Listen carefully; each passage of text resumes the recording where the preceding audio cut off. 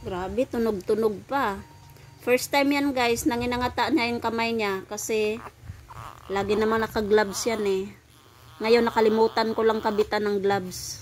May ginagawa kasi ako. Agoy, nag-iinarte na porkit lumapit ang mama. Ano, tutulog na? Sige, sige, dahan-dahan lang kasi naukika ka na. First time niya pong ginawa yan na magaganyan ng kamay niya. Hindi ko nalagyan ng gloves eh. Bawid, tunog pa. Mama, pasusuhin mo na kasi ako.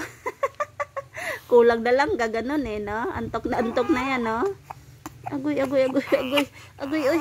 Agoy, ang cute-cute naman yan, umiyak. Agoy, asa na yung lampin niya, Ate Bel?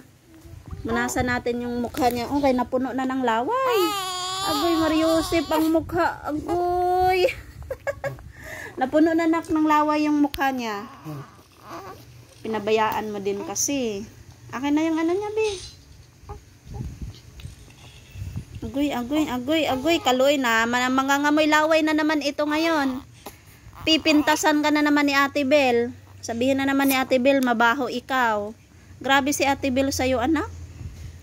Yung sarili niya kaya ang mabaho. Inana kay papadidiin ko na to. Sus. Lampin ba pasuyo?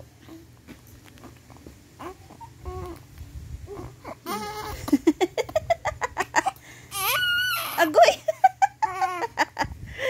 Okay na kayang kamay mo, be. Kadiri ikaw. Asus. Tutulog ka na. Ikabit ko muna yung duyan mo kasi tinanggal ko eh. Asus. Hoy, maligo ka na. Papasok ka pa sa school. Kanina ka pa, ha? 12:30. Sige na, anak, maligo ka na. Dede ka na kay mama, dali.